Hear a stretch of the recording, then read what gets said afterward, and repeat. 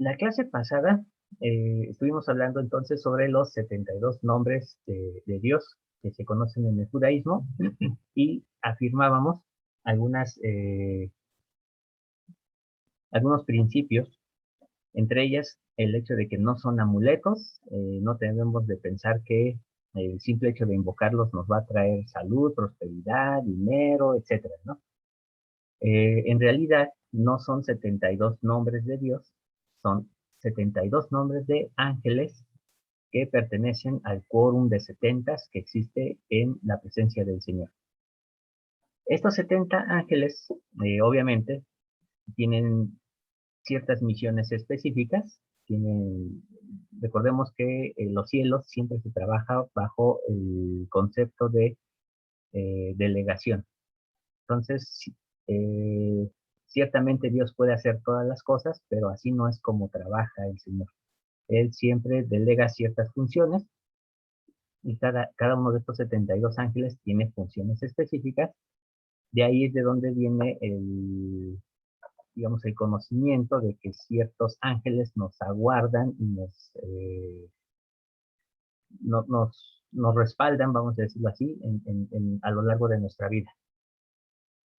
Y que son los famosos ángeles de la guarda.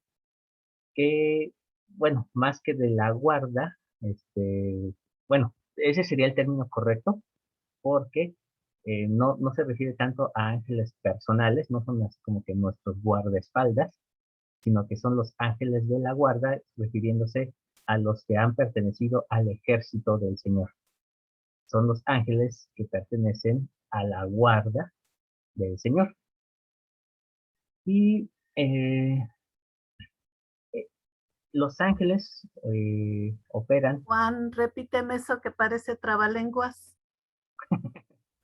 Ok. eh, Generalmente nosotros conocemos a los ángeles de la guarda porque decimos que son nuestros guardas, como si fueran nuestros guardaespaldas. Pero eso es incorrecto.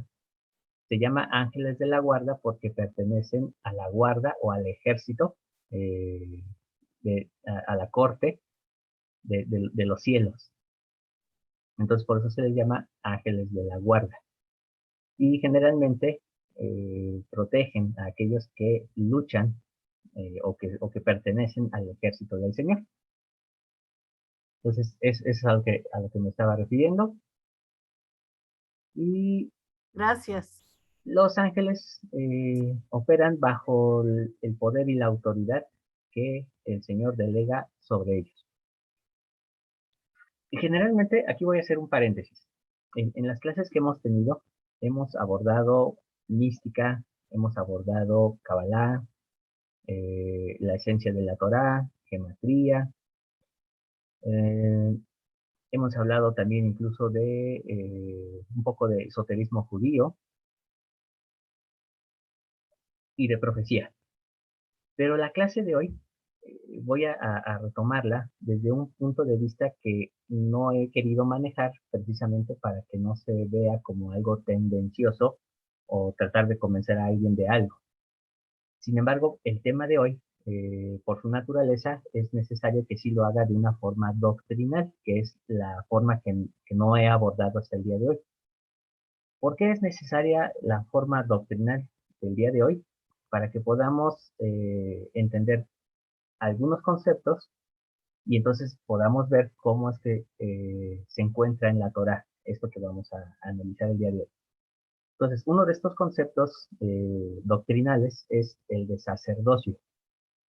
El término sacerdocio en el judaísmo se comprende como algo que Dios le ha dado a ciertas personas específicas por designación o por decreto y a otras personas se las ha dado de forma hereditaria.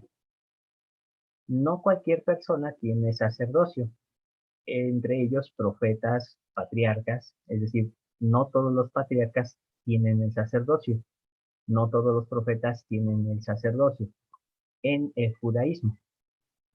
Sin embargo, José Smith enseñó que todos aquellos que han sido designados por Dios y comisionados tienen forzosamente que actuar bajo su poder y autoridad. Por lo tanto, debieron de haber tenido sacerdocio. Y esto incluye a ángeles en el orden de ángeles como seres corpóreos, así como ángeles como seres incorpóreos. Pero todos obran bajo este poder y autoridad. Profetas, patriarcas, para que ellos puedan actuar como líderes y representantes del Señor, por el simple hecho de que ellos puedan ofrecer un sacrificio, debieron de haber actuado bajo la autoridad y el poder del sacerdocio. Y obviamente, si nos basamos en el judaísmo, entonces decimos que, por ejemplo, Isaac y Jacob, pues no tenían sacerdocio, y sin embargo ofrecieron sacrificios. Adán, Enoc, incluso el propio Noé, debieron de haber tenido autoridad para poder oficiar una ceremonia. Y obviamente ellos pertenecían al orden eterno del sacerdocio. El orden eterno del sacerdocio es el orden de Melquisedec. Y el orden temporal es el orden de Aarón. En el judaísmo esto se vuelve complicado porque llega un punto en el que se acepta que el sacerdocio es el de Aarón y es por herencia.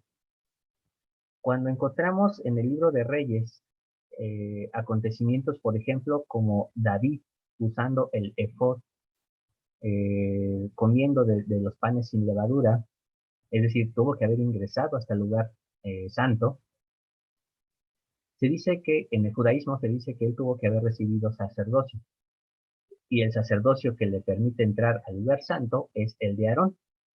Eso es incorrecto.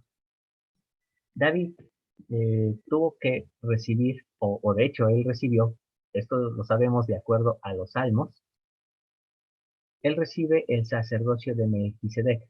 El salmo dice, tú eres mi hijo, eres sacerdote para siempre. Y esa frase de ser sacerdote para siempre corresponde al orden eterno del sacerdocio, que es el de Melquisedec. Esa es la gran diferencia, que David sí tenía sacerdocio y era de Melquisedec. Sus hijos también tenían sacerdocio. Entonces, aquí es donde encontramos esta dificultad doctrinal que sí es necesario aclarar para que podamos entender el hilo de esta parte de la historia.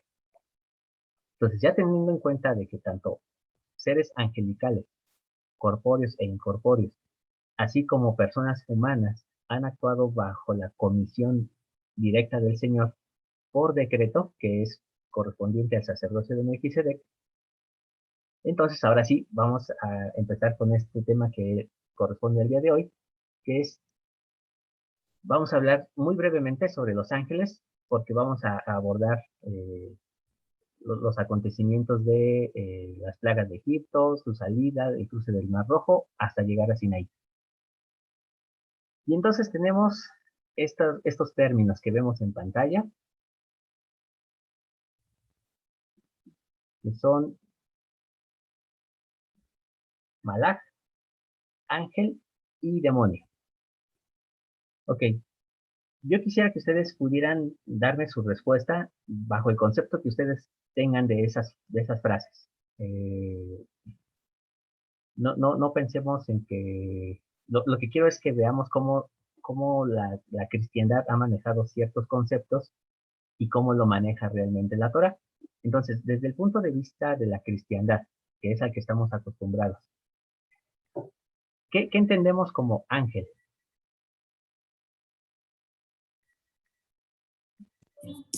Como un ser protector Muy bien. y que también da anuncios Perfecto. al... Ujú. Muy bien, entonces como un mensajero. Entonces, Mensajero Sí. de Dios, de Elohim. perfecto, muy bien. Hermano Juan, pero también nos dice que hay ángeles buenos y ángeles malos. Muy bien. Entonces, eso es lo que tengo entendido. Excelente. Esto nos lleva entonces ahora a ver qué es un demonio. Hermana Mariel. Sí, gracias. Bueno, yo recuerdo que en Doctrina y Convenios se enseña que hay dos clases de seres celestiales, ¿no?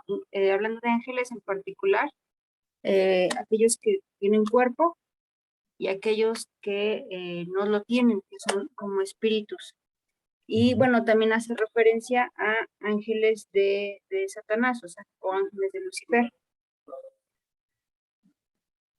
Muy bien, excelente. Entonces vemos que efectivamente hay ángeles buenos, hay ángeles malos, y están dentro de las dos, vamos a decirlo así, dentro de las dos categorías de lo que llamamos bueno y malo, ¿no? ¿Qué nos lleva a precisamente ahora definir qué es un demonio? En la cristiandad, ¿qué es un demonio?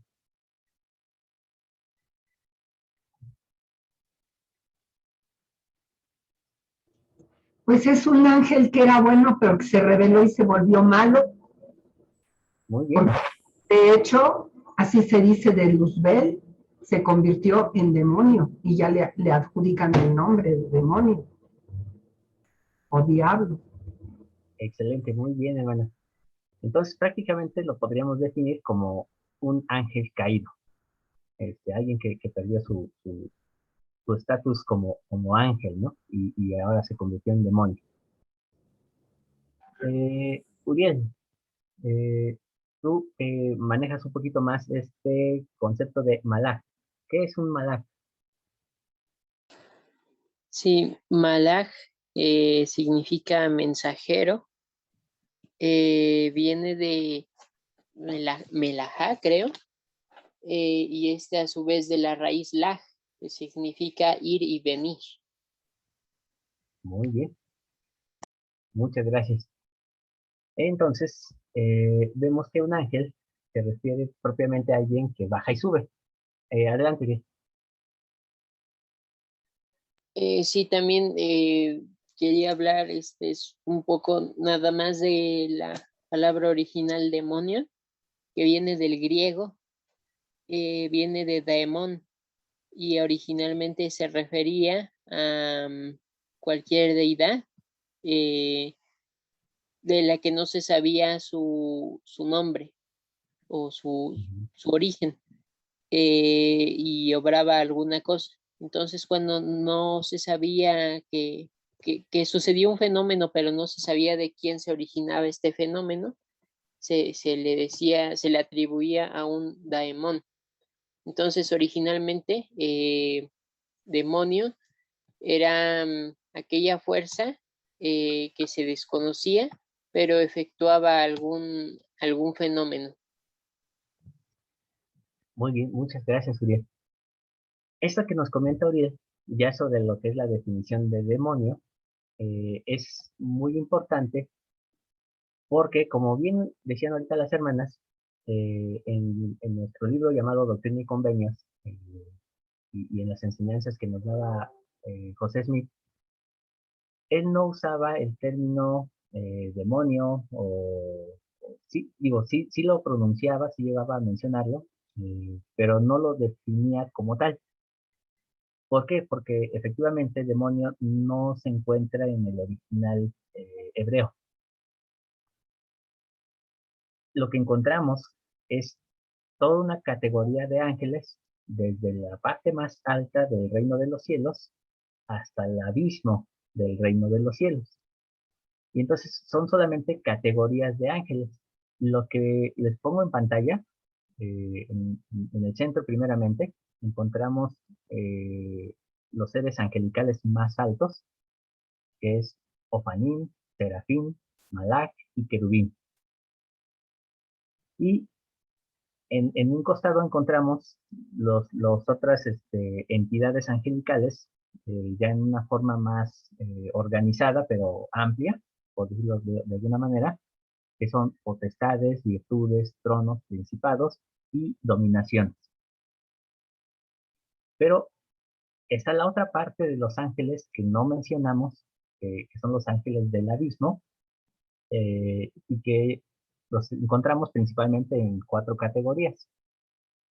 Los Mecaterquín, los Rujot Atumot, Shedim y Machikim. Estos son ángeles, pero están así que del otro lado, ¿no? Están en el abismo. Para nosotros, este concepto de demonio, diablo, Satán, nosotros en la cristiandad ya lo recibimos como un hecho, pero en el judaísmo ha sido una evolución. En la Torá es muy raro, de hecho solamente se menciona a Satán en el libro de Bereshit, en Génesis, cuando se habla de su conversación con Eva en el jardín de Edén. Pero en realidad, si ustedes se han dado cuenta, la persona maligna de aquella voz que susurra las cosas malas no aparece. Esto es algo que llama mucho la atención porque realmente nos muestra que no es Satanás tan así como lo manejamos ahora, el que está susurrándonos, influenciándonos, el que nos está aconsejando, el que por culpa de él todo lo hacemos mal, sino que realmente existe un albedrío mucho más claro y más definido en el libro de Génesis.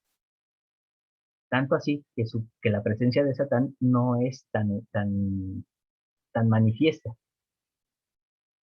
Y se llega a mencionar en el libro, o lo vamos a ver en el libro de Éxodo, bajo un término conocido como el ángel destructor. Es un ángel designado precisamente para la destrucción humana. Pero la figura de Satán, los demonios, han ido evolucionando gradualmente. Y principalmente cuando llegamos a la época del cautiverio de la tribu de Judá o del territorio de Judá en Babilonia, es cuando se adquiere más esta conciencia o este carácter de tratar de definir más a Satán y a los demonios. Pero aún estaba todavía en una forma muy primitiva. Fue hasta que llega el zoroastrismo, que es cuando entonces ahora sí se define como una deidad del mal. Ya aparece un representante del mal y un representante del bien.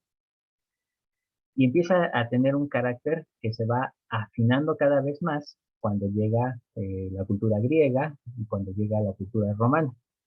De tal forma que entonces lo que nosotros llamamos demonio, Satanás, Lucifer, como los representantes del mundo del mal, es solamente una construcción social que hemos heredado. En realidad, en el orden de los cielos, los demonios están al servicio del Señor. Los demonios le obedecen.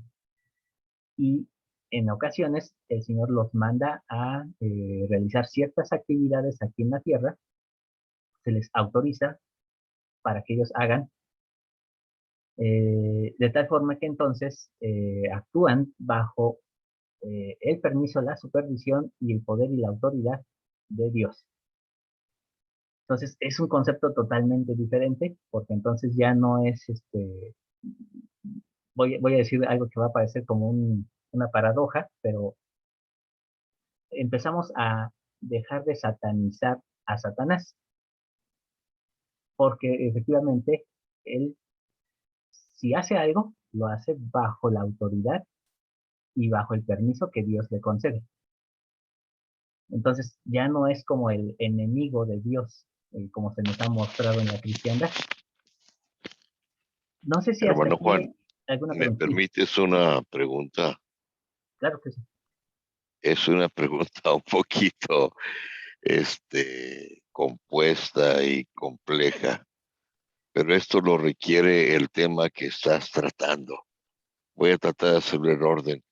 Desde que explicabas del ángel de la guarda y no que sea protector particular, sino parte de la guardia divina, desde ahí me sacudió la explicación. En la omnipotencia de Dios el Padre necesite una guardia personal para protegerlo? ¿Cuál es esta la razón? El ejemplo que das de que Satanás está al servicio de Dios, esto concuerda con el libro de Job, ¿no? Porque lo manda para ser probado casi en todo a Job. Pero sin embargo, en la doctrina Sud se habla mucho y se basa todo en esta batalla en los cielos que es causada por una rebeldía que lo encabeza Satanás, que significa el antagónico, el contrario, el opuesto, y lo presenta a manera de arrogancia, de orgullo, que está por encima del mismo Dios. Perdóneme, le interrumpo un poquito porque se nos va a acabar el Sí, tiempo. Nos queda menos de un muy minuto. bien, Entonces, muy ahorita, bien. iniciamos la sesión y le doy tiempo. Perfecto, gracias.